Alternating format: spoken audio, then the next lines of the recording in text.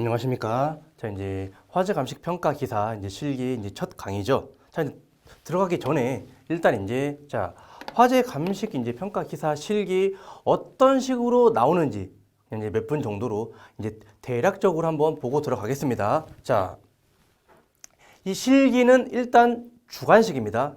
이제 그래서 우리가 여러분들 다 이제 필기를 합격하고 오셨으니까 이 내용에 대해서 어느 정도 전부 다 이제 아시고 이제 계시는 상태입니다. 자, 여기에 대한 내용을 주관식으로 써야 되기 때문에 필기 내용 거의 그냥 똑같이 실기에 들어오긴 합니다만 좀 더 이렇게 광범위하게 볼 건 아니고 필기에서 봤던 내용들 중에서 좀 이제 여러분들이 출제자라고 한번 생각을 해 보시겠습니다. 그럼 어떤가요? 좀 이제 실기로 문제 내기 좋은 것들. 일단 단답형 몇 개랑 보통 항목들 들어가 있는 것들 있죠. 그래서 이제 그런 것들 몇 가지 써야 되기 때문에 그런 것들이 이제 시험 문제 나옵니다. 그래서 사실상 볼 내용은 그래서 이제 볼 내용 자체는 적어요. 양은 적으나 어떻게 봐야 된다? 그 내용에 대해서 자세하게 봐야 됩니다. 써야 되기 때문에. 그래서 중요 내용을 오히려 자세히 봐야 됩니다. 자, 두 번째, 이제 실기에서는 계산 문제가 나옵니다. 필기에서도 나왔지만 실기에서는 직접 이제 계산을 하고선 답까지 써야 됩니다. 이제 필기에는 1, 2, 3, 4번에 보기가 주어져 있기 때문에 답을 고를 수 있지만 실기는 그게 아니죠. 그래서 이제 계산 과정과 답을 써야 되는데 간단한 계산 문제만 나옵니다. 간단한 계산 문제가 나오는데 어디서 나올까요? 보통 이제 우리가 전기 파트에서 I는 R분의 V, 전류와 전압과 저항과의 관계, 아니면 줄, 열, 이 정도 이제 좀 단순한 이제 계산 문제가 나오게 됩니다. 그래서 이제 그런 문제 푸는 것과 그리고 이제 다른 이제 공학 문제인데 보통 화학 문제라고 보시면 되겠습니다. 원래 이제 공학이랑 기계랑 좀 이제 관련이 깊습니다. 그래서 화학 문제에다가 보통 이제 이러한 뭐 기계 같은 관련 문제 포함돼서 나옵니다. 역시나 뭐 어려운 문제는 아니고 간단해요. 그리고 이제 세 번째 화학 문제이긴 한데 반응식 문제가 생각보다 많이 나옵니다. 우리 실기에 15문제 정도 나오지 않습니까? 거기서 한 2문제 정도가 화학 반응식 문제가 나와요. 그래서 이제 이 실기 시험 공부할 때는 좀 이러한 반응식 같은 것들 여러분들 푸는 방법이라던가 화학적인 원리 이런 것들 좀 자세하게 볼 겁니다. 15문제 중에서 2문제면 결코 비중이 작지 않아요. 10% 이상 나오고 원리만 알면 또 쉽게 풀 수 있기 때문에 이제 여러분들 잘 봐야 됩니다. 계산 문제 할 때 이것과 뭐 유효 숫자라던가 계산 문제 푸는 방법까지 한번 설명을 하도록 하겠습니다.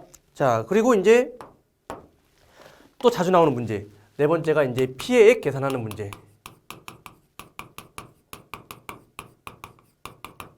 거의 꼭 나오고 배점도 좀 이제 뭐 크게 이제 주어지는 경우도 있습니다. 그런데 이제 피해액 계산 같은 경우 이제 문제 몇 가지만 풀어보면 어차피 그 이제 문제 안에 모든 단서들이 나와 있기 때문에 막 어렵게 이제 생각하실 필요는 없습니다. 대신 이거는 좀 어떻게 해야 된다?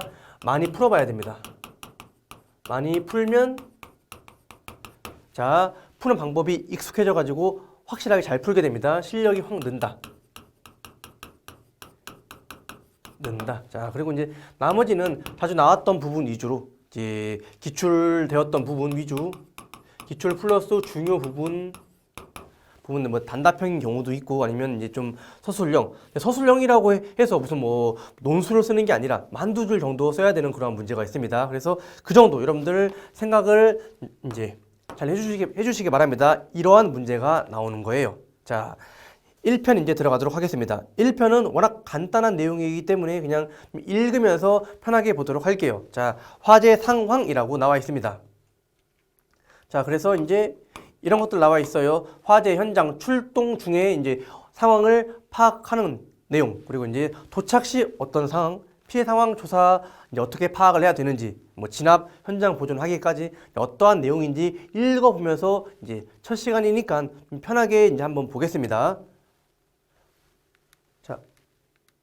출동 중에 연소 상황을 파악을 해야 됩니다. 그럼 뭡니까? 이 화재 이제 소방관들이 출동을 하면서 어떻게 불이 났는지, 어떠한 연소 상황인지 파악을 해야 된다. 그 이야기입니다. 자, 한번 볼게요. 진행 발전 상황을 관찰을 하고, 자, 녹화를 하고, 특징을 이해하고, 유의사항에 대해서 인지할 수 있어야 됩니다. 자, 사실 이쪽은 출제 비중이 거의 떨어집니다. 출제 확률은 극히 적어요.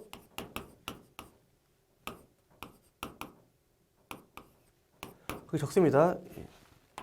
자, 그런데 어쨌든 이 우리가 이제 출제 기준 범위 안에 들어가 있기 때문에 한번 볼 건데 그냥 읽어보면서 보면 됩니다.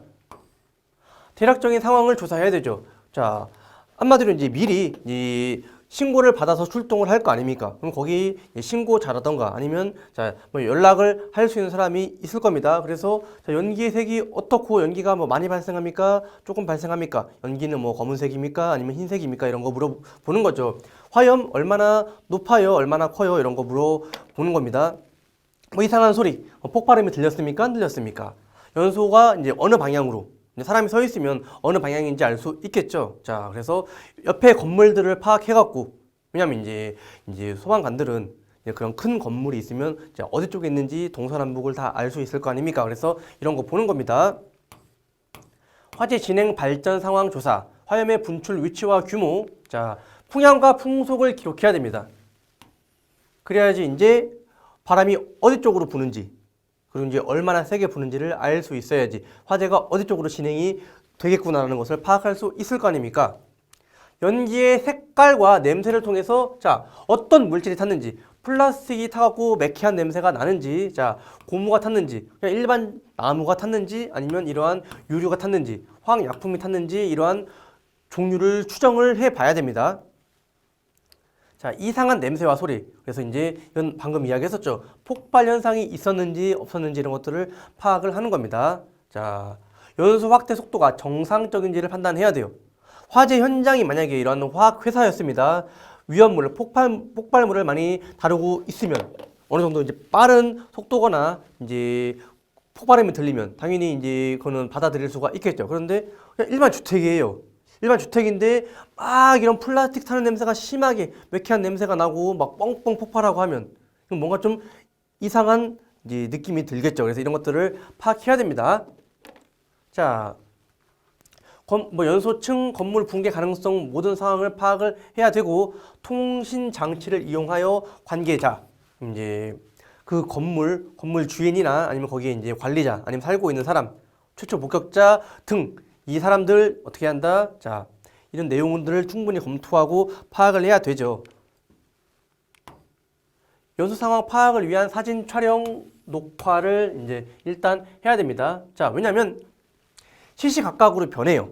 그래서 이제 이 급박한 상황에서 계속 이렇게 변화되고 타고 없어지는 이제 이런 물건이나 뭐 건물도 있겠죠. 그래서 사진으로 남겨놔야지 이제 시간의 흐름에 따라서 어떻게 화재가 진행됐는지를 나중이라도 파악할 수 있는 겁니다. 사람이 기억에는 한계가 있습니다.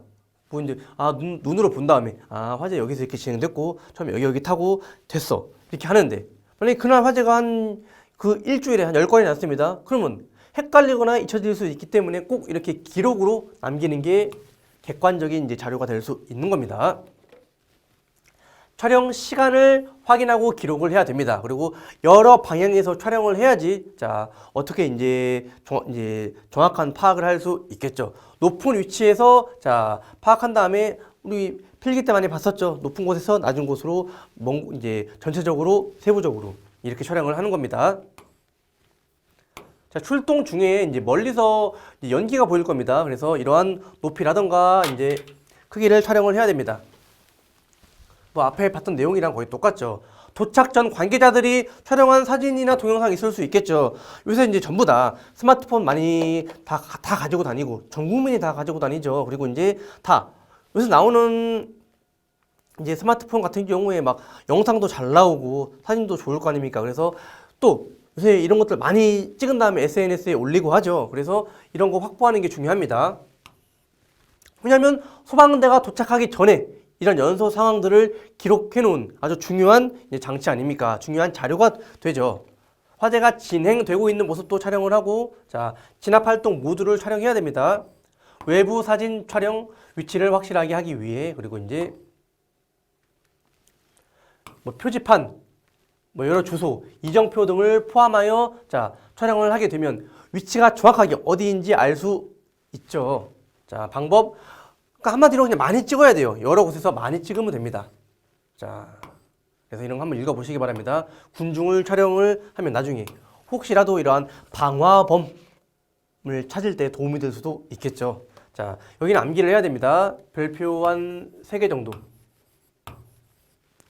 가연 물질의 종류 및 특징. 그래서 이제 우리가 화재의 종류에 따라서 A, B, C, D 그리고 이제 급으로 이제 나눕니다. 자, 우리가 보통 이제 이 정하는 이제 기관 아니면 정하는 나라에 따라서 뭐 국내 아니면 미국 국제 표준 기준 이렇게 나누는데, 자, 우리가 보통 이걸로 알고 있었죠.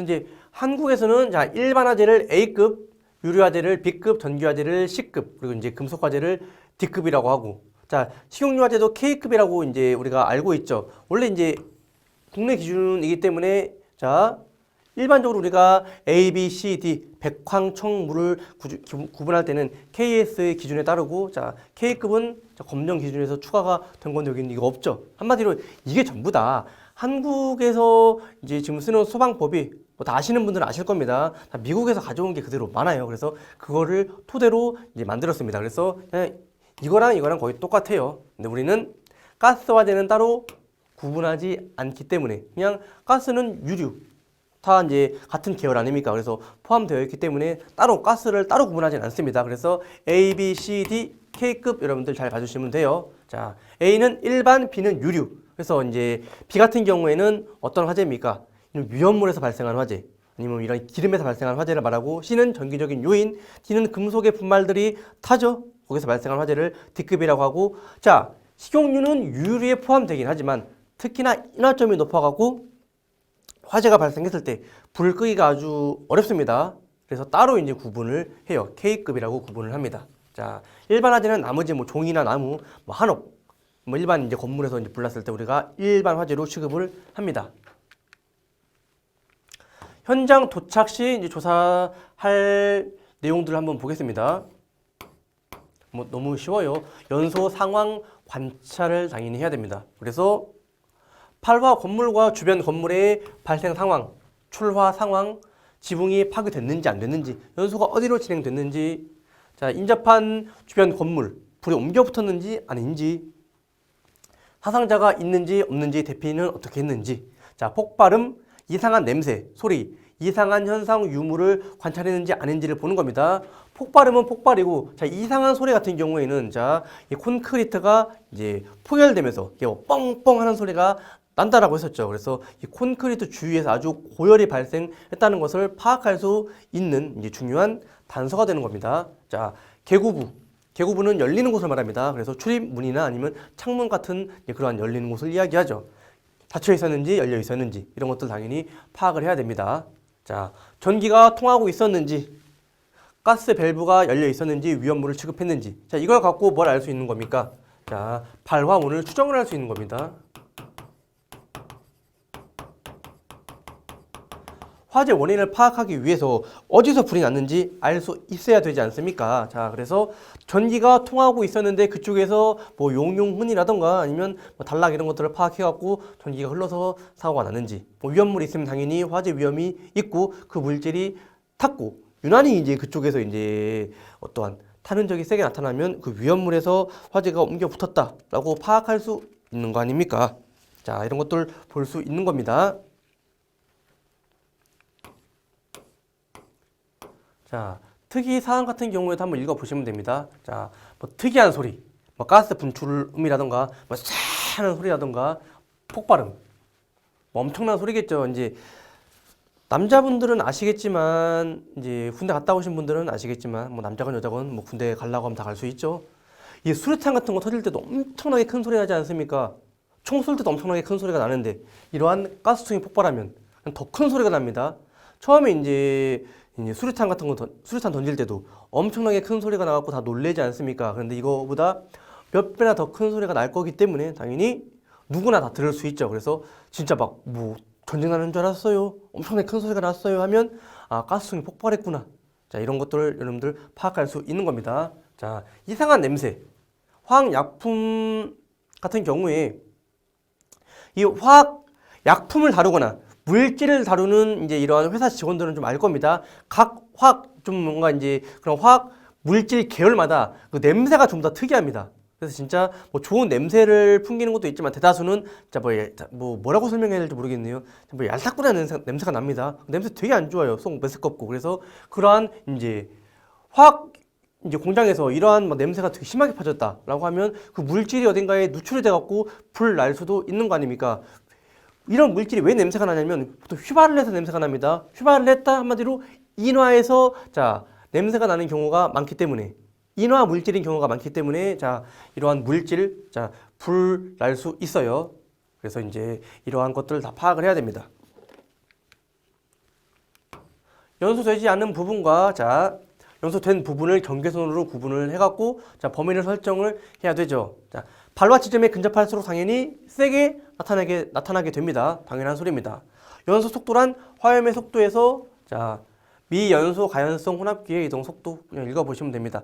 온도와 압력이 상승하면 자 이제 화학 반응 속도가 증가하기 때문에 당연히 불 나는 속도라든가 화염의 속도도 빨라질 겁니다.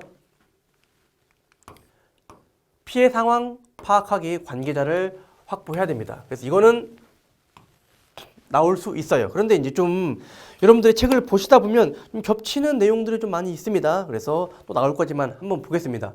자, 관계자란 누가 있습니까? 그 건물 주인이라던가 아니면 관리인 아니면 거기서 뭐 상가 건물이면 일하고 있는 사람 아니면 이제 뭐 주상복합 같은 경우에 아니면 거기 살고 있는 사람도 있을 수 있습니다. 아니면 목격한 사람 뭐 지나가는 사람 아니면 거기 불 지른 사람 모두 이제 관계자에 해당될 수 있겠죠. 그러면 자 관계자를 확보하려고 하면 어떤 사람을 확보해야 돼요? 자 물에 젖었거나 소방 이제 호스가 이제 스프링클러가 터졌다던가 아니면 소방 호스에서 쏜 물을 맞아갖고 젖어 있는 사람들 있을 수 있겠죠. 그러면 그 건물에 있던 사람이라고 볼 수 있지 않습니까? 불탄 흔적이 있는 사람. 자 이물질에 젖어 있는 사람. 자 급하게 뛰어 나와야 되니까 뭐 속옷 입고 있었다 아니면 잠옷 입고 있었다 이런 사람들을 자 확보를 해야 되죠. 당황하거나 울고 있는 사람 아니면 자 가재도구 집에 있는 물건들을 이야기합니다. 그런 것들을 챙겨 나오거나 아니면 껴안고 있는 사람들이 있을 수 있겠죠. 뭐 베개라던가 아니면 뭐 가방 이런 것들을 이제 갖고 있는 사람들 아니면 화상을 입거나 머리카락 한마디로 이제 좀 약간 이제 화재로 인한 피해를 받은 사람이죠. 그럼 이 사람들 뭐가 된다? 관계자가 되기 때문에 이제 최대한 이제 많은 사람들의 진술을 들어야지 이제 화재 이제 종합적인 상황을 파악하는 데 도움이 될 거 아닙니까? 그래서 이런 사람들도 확보를 해야 됩니다. 질문 요령 이제 한번 볼까요? 자극적인 언행 삼가 허위 진술 배제. 자, 한마디로 이렇게 하면 됩니다.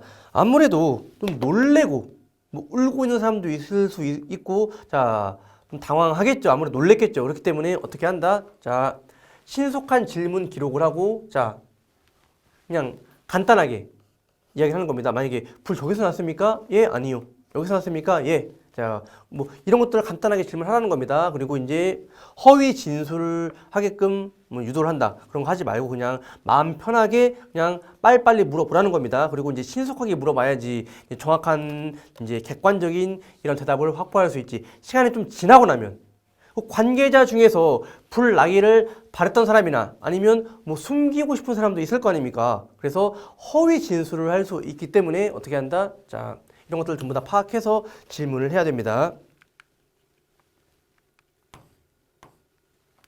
자, 그래서 이제 여러 가지 한번 읽어보시면 됩니다. 질문 상황 보겠습니다. 인적 사항을 적어야 돼요. 성명, 주민번호, 직업, 주소, 전화번호. 왜 그곳에 왜 갔냐? 자, 어떻게 알게 되었는지. 자, 뭐 이거 암기할 필요는 없고 한번 보시면 됩니다. 어느 위치에서 뭐가 어떻게 탔습니까? 자, 거기에 또 다른 사람 보셨습니까? 아니면 아무도 없었습니까? 그리고 화재 난 거 이제 본 다음에 어떻게 행동했습니까? 뭐 이제 이런 비상벨을 뭐 눌렀는지 아니면 뭐 안내 방송을 이렇게 하라고 관리실에 갔는지 아니면 그냥 혼자 도망 나왔는지 이런 것들 파악해야 되죠. 자, 전화 뭐 핸드폰으로 하셨는지 아니면 뭐 이제 유선 전화로 하셨는지 어디로 했는지 소활동을 했는지 이런 것들 다 물어보는 겁니다.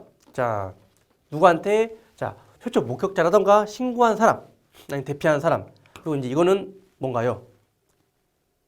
그 이제 건물에 관계 있는 사람이죠. 건물주라던가 아니면 이제 관리자 아니면 이제 거기 살고 있는 사람.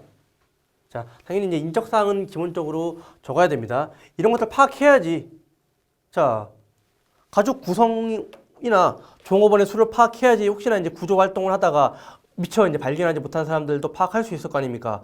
안 보이고 아수라장인데, 자, 우리 가족이 5명입니다 하면 5명 다 안에 있어요 하면 다 찾아야 될 거 아닙니까? 이런 것 때문에 인적 사항은 중요합니다. 자, 뭐 이제 소유자나 관리자들이 이런 거 잘 알 수 있겠죠. 용도가 뭔지, 자, 구조는 어떻게 되어 있고 충수가 어떻게 되어 있고, 자, 뭐 연면적은 얼마인지, 화재 발생 전에 자, 관리 실태, 사용 실태는 어떻게 되었는지 이런 것들 다 파악을 하는 겁니다. 자, 화기를 취급하는 설비는 어디에 있는지, 뭐 식당 같은 경우에 뭐 주방은 어디에 있었는지, 뭐 어떠한 이제 이러한 기구를 사용하는지 이런 것들 다 파악을 해야 되는 겁니다. 자, 이제 인명 피해 상황 파악. 자, 보겠습니다. 인명 피해 조사 범위는 소방 활동 중에 발생한 사망자 및 부상자입니다. 자, 그러면 이 소방관들도 포함되겠죠? 아니면 이제 외부에서 화재를 목격하고 이제 도움을 주려고 이제 소방 활동을 하는 사람도 있을 거 아닙니까? 이런 사람도 어떻게 된다? 그 화재에 대한 인명 피해 조사 범위 안에 들어가는 겁니다. 그 밖에 이제 그냥 그 건물 안에 있다가 화재로 인해서 사망하거나 부상을 당한 사람들도 있겠죠. 그런 사람들. 그리고 이제 이거 암기를 해야 됩니다. 꼭 여기 별표 5개.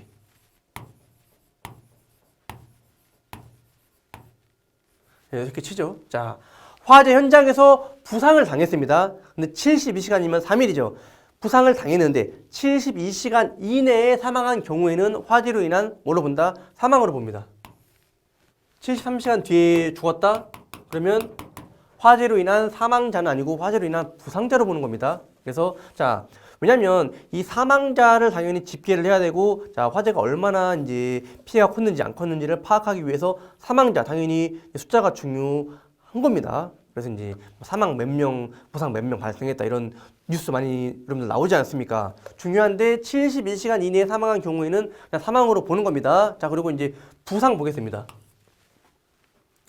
이제 이거는 당연히 봐야 돼요. 중상은 3주 이상의 입원 치료를 필요로 하는 부상을 이야기하고, 경상은 자, 중상 이외의 부상을 이야기합니다. 자, 근데 이거 볼게요. 그래서 이제 입원 치료를 필요로 하지 않아도, 만약에 이제 제가 뭡니까? 화재 현장에 있었는데 여기 이제 화상을 좀 심하게 입었어요. 그런데 굳이 입원할 필요는 없고 여기 약 잘 발라주고 치료 나중에 잘 해주고 처치하면 돼요. 그래도 어쨌든 화재로 인해서 부상을 당한 거죠. 근데 이거는 뭐다? 경상으로 보는 겁니다. 자, 꼭 입원을 해야지만 부상, 이건 아니에요. 자, 그런데 다만 병원 치료도 필요 없어요. 단순하게 연기 잠깐 마시고 깨끗한 공기를 마시면 다시 금방 회복되는 경우에는 뭘로 본다? 부상으로도 안 보는 겁니다. 자, 그래서 어딘가 다쳤을 때 이제 부상으로 보는 거지, 뭐 단순하게 이제 다친 경우는 아닌데 그냥 연기 잠깐 마셨다? 뭐 이런 것들은 부상으로 안 보는 겁니다. 그래서 이거 여러분들 꼭 암기를 해주시기 바랍니다. 이제 우리가 첫 시간이고 처음부터 내용을 보고 있죠. 그 중에서 이거는 시험 문제 나옵니다. 지금까지 봤던 것 중에서 뭐 시험 문제 나올 거는 딱히 많이 없었지만 이거는 시험 문제 나오기 때문에 한번 잘 봐주시기 바랍니다. 자, 화재가 직접적 원인이 된 사망자 유형 한번 보겠습니다. 이 용어를 여러분들 정확하게 구분을 하셔야 됩니다. 모든 거를 통틀어서 뭐라고 한다? 화재사라고 합니다. 화재로 인해서 사망할 때 그 사자죠. 사람이 죽었다. 죽을 사자입니다. 화재로 인해서 죽은 거를 화재사라고 하는데 한번 구분을 해보겠습니다. 소사는 뭐냐면 소사. 자, 화재로 인한 화상. 화상이 심하면 사람이 죽을 수 있죠. 자, 그것과 화상과 더불어입니다. 플러스입니다. 화재로 인한 화상과 화염에 의해 불에 타서 사망. 한마디로 뭡니까? 불 때문에 죽은 겁니다. 허나, 자, 일산화탄소에 의한 자, 가스 중독. 산소 결핍에 의한 질식이 합병되어 사망한 것. 한마디로 소사는 뭔가요? 자, 불 타서 말이 그렇지만 불타서 플러스 자 가스 중독, 가스로 인해서 이걸 전부 다 합해서 소사라고 합니다. 자, 근데 화상사는 뭐냐면 이 한마디로 불타서 화상을 입은 후 그 상황에서 2차적인 조건에 의해서 사망한 것을 화상사라고 해요. 그래서 자, 소사랑 화상사랑은 다르죠. 소사는 한마디로 다 섞어 놓은 거.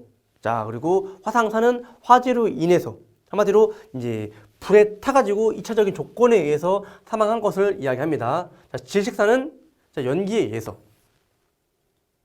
자, 그래서 이제 구분을 해보겠습니다. 왜 질식사는 연기에 숨이 막혀서 구토가 발생하고, 자, 이 구토가 발생했는데 그 음식물이 기도를 막아서 숨을 못 쉬게 된 겁니다. 한마디로 목에 뭐 걸려갖고, 목에 음식물이나 뭐가 걸려서 죽은 거를 왜 질식사? 내 질식사는 자, 가스 영향으로 죽은 걸 이야기합니다. 자, 이거랑 CO 중독사랑 거의 같은 의미죠. 그런데 이거는 뭐 일산화탄소 등이 들어가고 CO 중독사는 그냥 CO만 들어간 거 아닙니까? 그래서 CO 중독사는 이제 화재 시 가장 이제 많이 발생할 수 있잖아요. 그래서 CO에 의해서 중독돼서 죽은 경우를 CO 중독사. 쇼크는 화재에 따라서 아주 이제 고열이 심하게 오면 순간적으로 사람이 쇼크가 올 수 있습니다. 그렇게 죽은 거를 쇼크사라고 합니다. 다 다르죠, 전부 다. 그래서 이제 구분해놓고 어쨌든 화재사는 뭔가요? 어쨌든 불나서 그것 때문에 뭐가 원인이 될 건 불나서 사람이 죽었으면 통틀어서 화재사로 보는 겁니다. 그래서 뭐 이런 거 다 구분하는 것보다도 이 소사랑 화상사를 구분하는 것은 여러분들 좀 중요하게 봐주셔야 됩니다. 이거 구분하는 것만 잘하면 나머지 거는 어렵지 않을 겁니다. 자, 그래서 이런 것들도 한번 파악을 해야 돼요. 화재 진화 작업 시 조사. 자, 진압 중에도 이제 이러한 화재 진압 중이면 이미 지금 불을 끄고 있는 상태인 거죠. 다 꺼진 건 아니죠. 그래서 이럴 때 조사하는 거는 화염의 색깔, 이상한 냄새, 소리, 폭발 연소 등 특이한 현상이 있는지. 자, 연소 장소 및 주수에 의한 보통 이제 물을 뿌리지 않습니까? 그래서 주수에 의한 소화 효과가 있는지 진술 내용 이런 것들 보면 됩니다. 다 똑같아요, 내용들이. 자, 뭐 개폐 여부, 위험물 취급 사항. 나중에 이러한 보고서들도 한꺼번에 다 볼 겁니다. 되게 많아요. 소방대 활동 상황. 최초 도착한 소방대가 뭘 해야 됩니까? 화재 현장 출동 보고서를 자 입수한 다음에 이런 것들을 파악해야 됩니다. 나중에 이거 볼 거기 때문에 지금은 그냥 이런 게 있구나 하는 것만 보면 됩니다. 소방시설 조사. 화재 현장에 소방시설이 작동했는지를 조사해야 되고 자 자탐이나 스프링클러 같은 경우에는 경계구역이 지정되어 있습니다. 각각 구획마다. 그래서 자 최초 발화 지점 파악할 수 있겠죠. 왜냐하면 최초 이제 이게 작동한 곳이 불이 시작된 곳이라고 파악할 수 있는 겁니다. 그래서 이런 것들 파악할 수 있어요. 자, 여기도 이제 되게 중요하고 앞으로 계속 나올 겁니다. 별표 5개짜리입니다.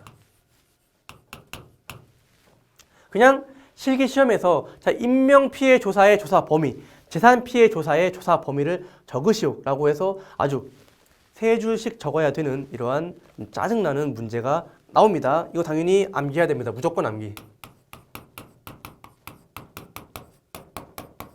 근데 뒤에 또 나와요. 자, 인명피해 조사. 소방활동, 앞에서 봤던 겁니다. 소방활동 중 발생한 사망자 및 부상자, 그리고 그 밖에 화재로 인한 사망자, 부상자가 들어가고 뭐 있습니까? 사상자의 정보 및 발생 원인이 조사 범위에 들어가요. 이거 2개는 봤었고, 이제 뭘 적어야 되는지 이제 그게 추가가 된 거죠.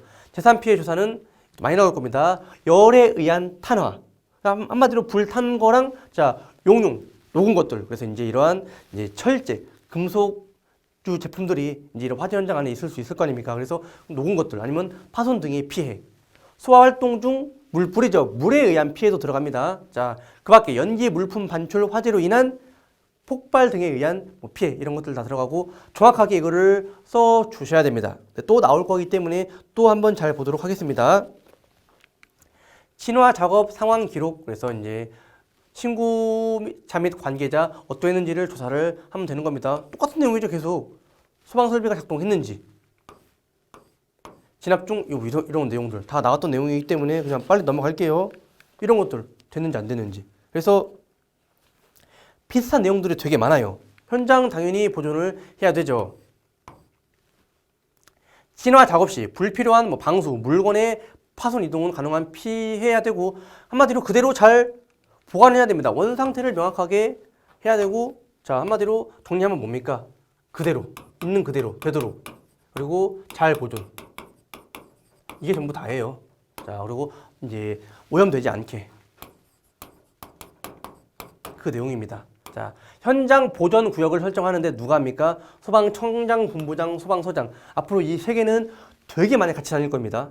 자 소방청장이 나오면 본부장, 소방서장이 나오는 경우 되게 많아요. 그래서 자 이 법에서 가장 중요한 게 뭐냐면 누가 뭘 했냐 얼마간 이게 가장 중요하고 시험 문제 많이 나옵니다. 그래서 누가 했는지 대통령이 시행하는 건지 국무총리가 시행하는 건지 소방청장이 하는 건지 소방서장이 하는 건지 그래서 이 주체가 누군지가 되게 중요합니다. 그래서 잘 봐주시기 바랍니다. 화재 현장 보존은 누가 한다? 자 청본서장이 합니다. 자 이거 세 개 그리고 같이 다니는 경우가 되게 많아요. 앞으로 이제 보실 여러분들 내용 중에서 자 이거 한번 볼게요. 한마디로 화재 현장 보존을 위해서 자 보존할 이런 구역을 치는 겁니다. 그거 누가 한다? 이 사람들이 하는 겁니다. 통제 구역으로 설정해가지고 이제 일반인들, 뭐 기자들, 관계자가 아닌 사람들 못 들어오게 막아야 되죠. 그래야지 정확한 조사를 할 수 있을 거 아닙니까? 들어오면 오염이 될 거 아닙니까? 그런 것들 자 막는 겁니다. 누구든지 허가 없이 통제 구역에 출입해서는 안 된다. 자 설정한 경우 누구든지 변경해서는 안 된다. 그 내용들입니다. 그래서 한번 읽어보시면 되고 첫 번째 시간은 제가 이제 별표 친부분 이제 두 군데 있죠. 별표 5개짜리 그 두 부분이랑 앞에 나와 있던 화재의 급수 정도만 한번 잘 봐주시면 되겠습니다. 나머지 부분도 뭐 이제 출제 범위 안에 들어가 있지만 나온 적도 없었고 지금까지 나오는 문제 유형들 보면 이제 보통 이제 이렇게 암기해서 쓰는 부분이라던가 이제 구분해 나왔고 인명 피해 조사 범위 뭐 그런 것만 나오기 때문에 그 부분만 여러분들 잘 봐주시면 되겠습니다. 여기까지 하겠습니다. 수고하셨습니다.